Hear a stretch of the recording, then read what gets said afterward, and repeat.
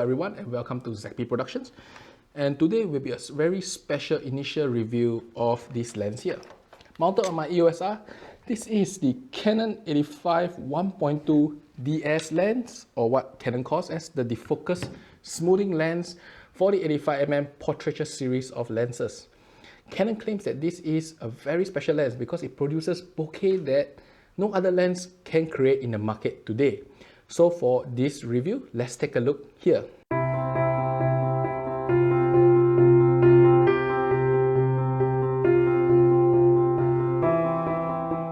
Before I start this review, I want to thank Canon Singapore and SLR Revolution for providing me this copy of the lens for this review here.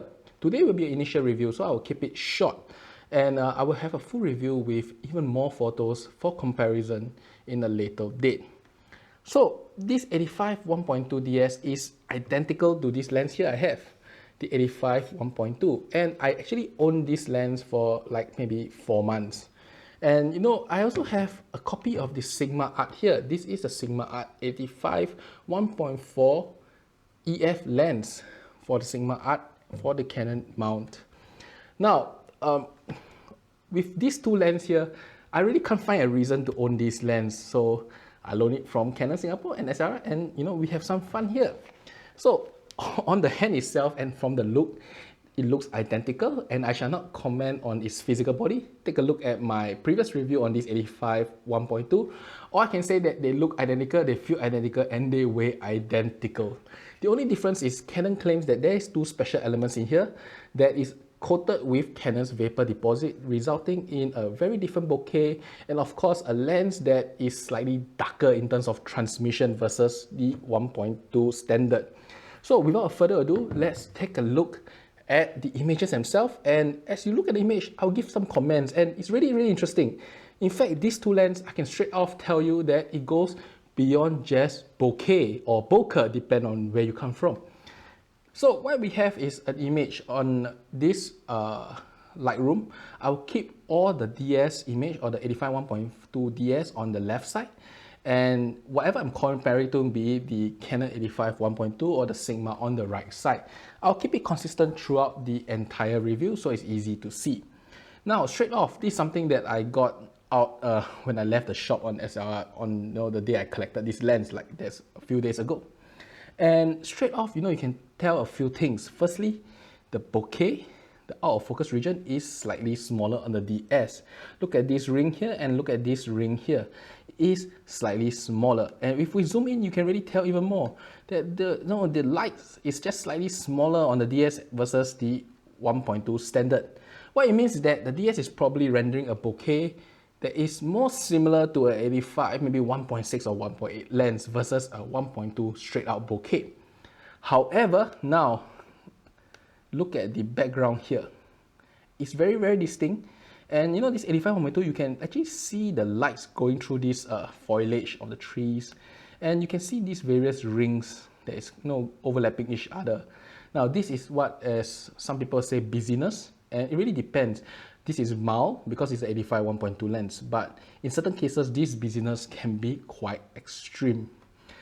And look at the left side, the DS lens, there's totally no busyness. Everything just blends through all the way. Look at the image here. Straight away, yes, the bokeh is smaller, but the transition between the bokeh is just so smooth, and you know, everything just blends through like an oil painting, if you want to put it that way. Straight off, so no, from this image, firstly, the bokeh is smaller. Secondly, the bokeh is a lot smoother. Now let's continue on and take a look, and you know, it kind of repeats the things again.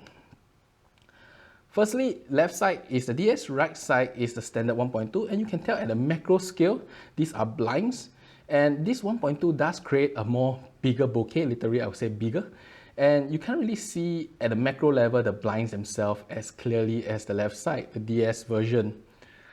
And you know, as I say, once again, this may be a rendering of a 1.8 and this is a rendering of 1.2. But if let's zoom in here again and you notice the same thing, look at this. These are actually the blind holders. And if you really look closely at the 1.2 standard, you notice that there is the outlines of those blind holders that you can actually see. But notice on the non-standard, the focus smoothing lens on the left side, is totally smooth. You can't see the distinct lines, it's like totally blend through. So at the macro scale, the 1.2 DS is rendering closer to a 1.8 or 1.6. However, because it's so smooth, there is almost no edges or no distinct edges, and literally small objects like lines and strings just disappear and blend into the image itself. Very interesting. But all these are just synthetic, we are just pointing at non-moving subjects, pointing at landscape objects, all very close backgrounds. How does this perform in portraiture? And that is what Canon is trying to sell this 85 1.2 DS.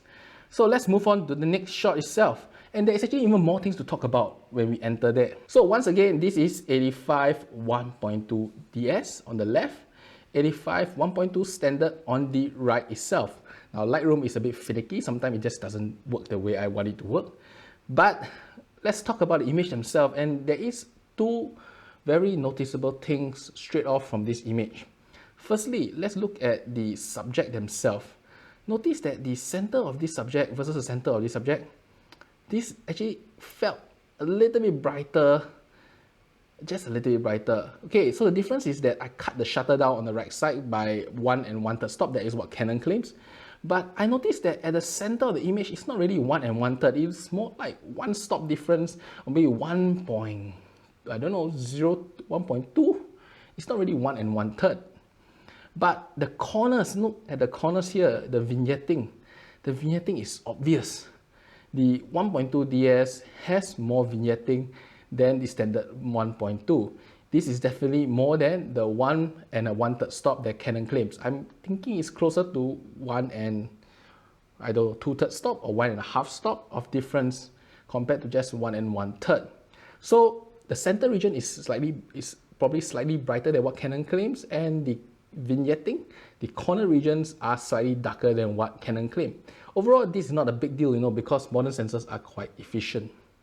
Now, moving beyond that, the other thing you notice is the color. The DS version on the left has a slight yellow tint, and the standard version on the right is a bit more pinkish in tint. It's exactly the same edit, exactly the same profile. So what does it say is that the Canon DS lens does look slightly different due to its color, and when you do color correcting, you can't just mix it with all the other Canon RF lens. You probably need a more specialized profile for this DS lens itself due to the coating inside the lens. So I can understand it. Now look at the bokeh on the buildings on the left side of this image for both of them. Now this is definitely a 1.2. Everything just kind of like be bigger and blend through. But look at the DS, it literally eliminates every single line you can think of, and it just blends really, really smoothly through. So if we do zoom in, I think I zoomed a little too much. Notice this building here has totally no form of outlines or busyness. Now this really makes the bokeh a lot more smooth, a lot more buttery. This may not be what everybody wants, but definitely it does make the image slightly different. If you ask me, in this photo itself, the 1.2 DS is providing a bokeh that looks better, and in fact, in this image itself, it looks even stronger than the 1.2 standard version. And this may be really important because there's not many lenses out there that can bokeh better than 85 1.2. The Nautilus maybe, I'm not too sure. And if you look out from the big image point of view, you also notice another thing, that the left side image has actually slightly more contrast. This is a bit slightly more glowy, and it does show that the contrast is slightly lesser. And if you actually zoom in, right, you'll notice a phenomenon. Let's zoom in to around half. Now look at the hair. The hair is really much more distinct on the DS version versus the hair on the standard version. I focus on the eyelash, so you notice the eyelash, both of them are really, really sharp. But the hair itself does have a telltale sign that the DS lens, even though it's claiming to be 1.2, it's not shooting at 1.2 in terms of depth of field. Its depth of field is probably closer to 1.8, 1.6, very similar to, as I said earlier, the size of the bokeh. So this DS lens is providing more contrast and maybe even more sharpness because it is working like an 85 1.2 stop down, a lot sharper and slightly more depth of field and therefore slightly more contrast. So if you think of it, it's a very interesting combination. Firstly, the center is slightly brighter. Secondly, the image themselves, because of its rendering of almost like a 1.8, the sharpness, the contrast, the pop is more significant on the subject in focus. However, the background is providing you a bokeh that is smoother and more buttery than even 85 1.2. This is really something unique. And if you are a portrait shooter, I think you can be a bit excited because I don't think there's any lens out there that can give you more pop, yet more bokeh than 85 1.2. There's really not many lenses. You have to give up pop and contrast for more bokeh, the Nautilus. You have never seen a lens that can actually bokeh more, yet still retain or give more pop and sharpness than the 85 1.2.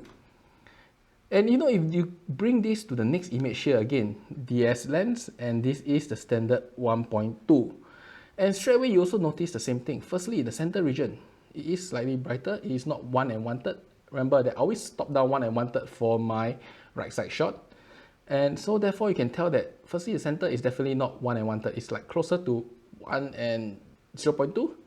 And the corners are darker. Look at the corners here. They are darker than the 85 1.2. However, look at the bokeh itself. Look at this building and look at this building. You can still notice some lining in this building itself, but totally smooth on here. And look at the water ripples. Look at here. The water is totally smooth. It's like blending through.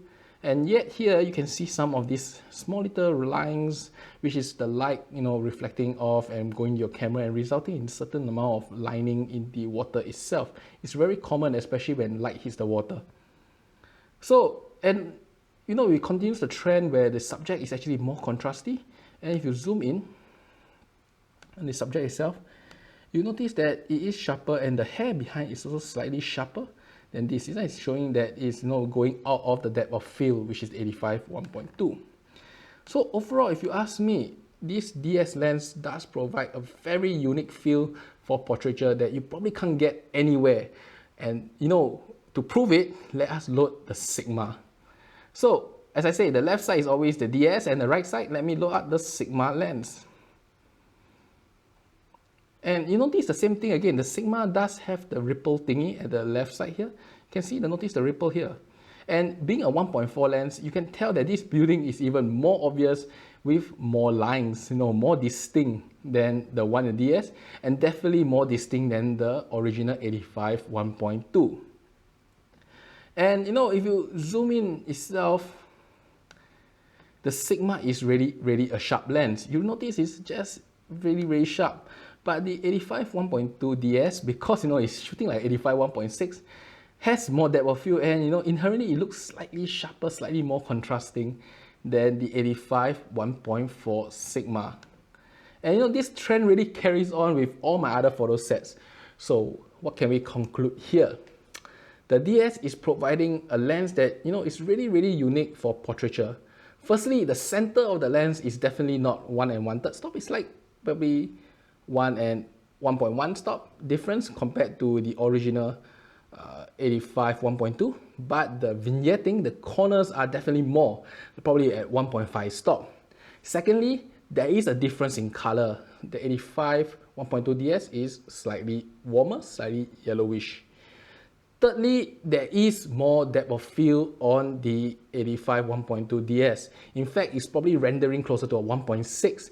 Therefore, the bokeh in the macro scale at the back always looks slightly bigger and more distinct at the macro level compared to the 85 1.2, which blends things through extreme because it's a 1.2. However, there's a few advantages. Firstly, the depth of field on the subject itself is more because it's shooting like a 1.6. It does have the sharpness of the 85 1.2 stopped down, which means it is slightly sharper and it provides more depth of field. Therefore, the subject in focus is more distinct. However, if you shoot it on a standard portraiture, yes, the bokeh is a f1.8 or f1.6 size bokeh. The blend through is extreme. Almost any lines will disappear. Almost any hard edge will disappear. Even things like water ripples will disappear. And overall, this bokeh will be more buttery, more smooth, and and a lot less distracting, a lot more smoother, like oil painting, if you want to call it, than the standard 1.2 version. And if you have seen, I compared to the Sigma, the same thing happens, which means this 85 1.2 DS is truly unique of its class.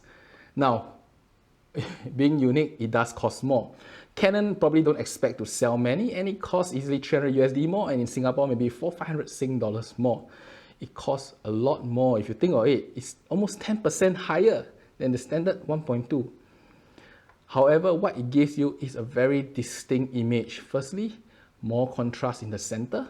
Secondly, a bokeh that at times looks more smooth, more buttery than the 1.2, especially if there is hard edges, there is lines, it literally blends it away. If you ask me, if you're a portrait shooter and can afford that loss of 1 and 1.1 stop of light, I think the 1.2 DS is just phenomenal. Really, really phenomenal lens.